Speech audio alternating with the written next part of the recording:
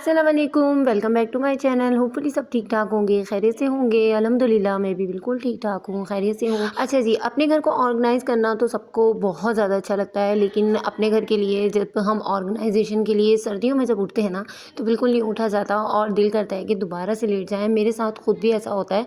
कितनी बार मैंने इस चीज़ को एक्सपेरिमेंट किया है कि जब मैं चाय का कप लेके बिस्तर में बैठती हूँ ना, और मेरा दिल चाहता है कि मैं अब थोड़ी सी देर चाय पी लूँ ब्लैंकेट के अंदर बैठ के, और उसके बाद फिर मैं काम स्टार्ट करूँ, तो मुझे क्या होता है कि मुझे नींद के झटके लगने शुरू हो जाते हैं और मैं फ़ौरन से खड़ी हो जाती हूँ कि अगर मैं लेट गई ना तो मेरे घर के काम डिले हो जाएंगे।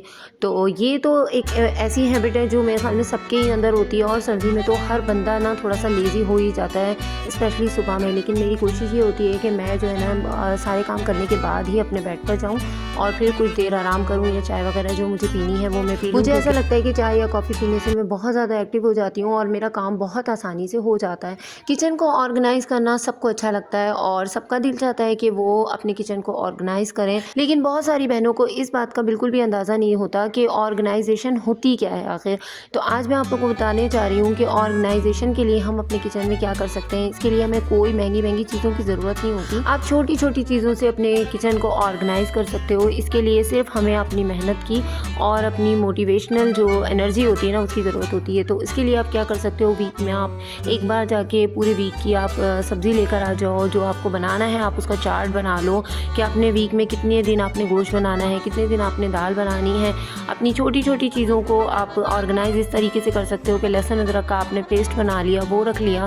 इसके साथ में आपने गरम मसाला पीस कर रख लिया, और आपने जो ग्रीन मसाले होते हैं आपने उनको भी अच्छे तरीके से कट करके टिश्यू में रैप करके किसी बॉक्स के अंदर आप रख लिए, ताकि वो वीक में एक बार आपको लेकर आने पड़े और आपके पूरा वीक में वो काम में आए। साथ के साथ आप अपने बच्चों को सीज़न के फ्रूट जो हैं वो लाजमी दिया करें, और वो ला कर ना आप लोगों ने किचन की काउंटर टेबल पे रख देने हैं, ताकि वो जब उनका दिल करे तो वो उसमें से लेकर खा लें। क्योंकि बच्चे ऐसे होते हैं कि उनको ना अगर कोई चीज़ नज़र ना आए ना तो वो बिल्कुल नहीं खाते, लेकिन अगर सामने कोई चीज़ रखी होगी ना तो वो आपको ही कह देंगे आप इसको कट करके दे दें, या तो फिर वो खुद भी उठा कर खा लेंगे। और ये बस एक बच्चे की नहीं, सब बच्चों की आदत होती है कि वो बिल्कुल भी कुछ नहीं इस तरीके से खाते कि अगर हमने फ्रिज में रख दिए तो वो खा लेंगे। तो ये गुड हैबिट्स होती हैं जो कि हमें अपनी ज़िंदगी में फॉलो करनी चाहिए, और बच्चों को तो लाजमी सीज़न के फ्रूट देने चाहिए। अच्छा जी, आज बच्चों की छुट्टी है तो मैंने सोचा कि शीर खुरमा बना लूँ। बच्चों को मीठा बहुत ज़्यादा पसंद है, और साथ में मैंने सोचा कि आप लोगों के साथ उसको शेयर भी कर देती हूँ। तो दूध को एक तरफ मैंने रख दिया था पकाने के लिए, और उसके अंदर अच्छी खासी मैंने चीनी डाल दी। उसको हल्की आंच पे मैंने बहुत सारा पानी डाल के चढ़ा दिया था, और 2 से 3 घंटे के लिए मैंने उसको हल्की आंच पे पकने के लिए छोड़ दिया, और उसको इतना पकाया तो उसका कलर बिल्कुल चेंज हो गया और बिल्कुल येलो सा कलर उसका हो गया था। उसके साथ ही साथ में मैंने जितने भी मेरे घर में ड्राई फ्रूट रखे हुए थे वो सारे निकाल लिए, तो उसको कट करने लगी। लेकिन पता नहीं क्या सर्दी की वजह से मुझसे कट नहीं हो रहे थे, तो फिर मैंने एक बट्टा लिया और उससे मैंने शॉपर के अंदर करके ना जल्दी जल्दी उसको कट कर लिया।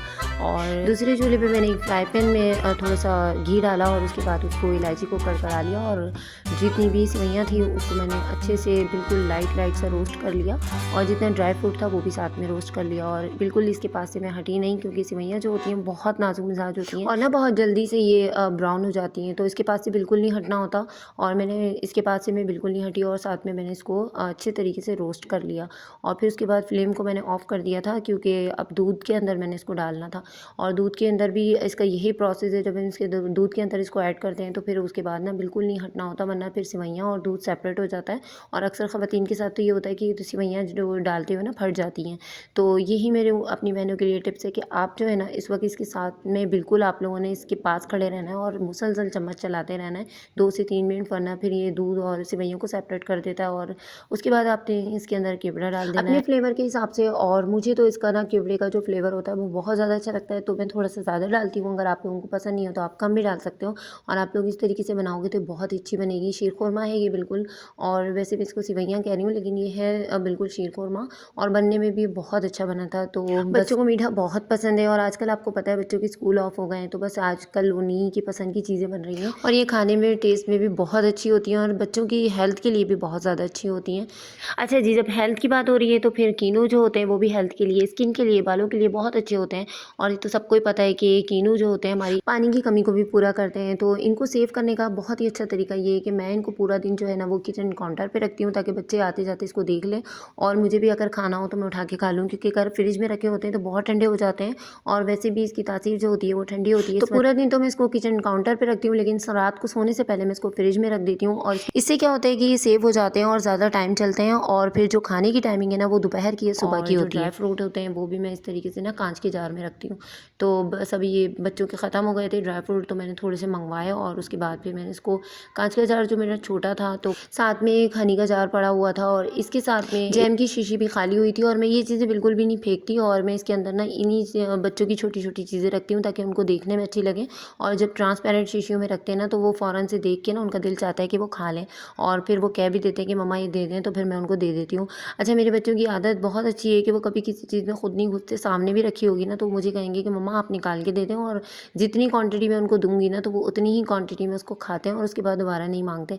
तो मैंने हर चीज़ की एक जगह बना रखी है। ऑर्गेनाइजेशन के लिए छोटी छोटी बातें होती हैं जिसको हम ऑर्गेनाइजेशन कहते हैं, तो बहुत सारी बहनों को समझ में नहीं आती। वो इसी तरह की होती हैं जैसे बच्चों की छोटी छोटी चीज़ें, इनको मैंने शॉपर में रखने के बजाय इस तरीके से ऑर्गेनाइज किचन में ही करा हुआ है और ये चीज़ें देखने में बहुत अच्छी लगती हैं। है तो जी आज का छोटा सा व्लॉग, लेकिन मैंने इसमें कोशिश करी है कि आप लोगों के साथ इसमें बहुत सारे ऐसी बातें करूं जो आप लोगों की ज़िंदगी को आसान बना सकें मेरी तरह। और आज बच्चे नमाज़ पढ़ रहे थे तो मुझे बहुत अच्छे लग रहे थे, इसलिए मैंने इसके भी कुछ क्लिप ले लिए। वीडियो पसंद आए तो लाइक कीजिएगा, रखिएगा ख्याल। अल्लाह हाफिज़।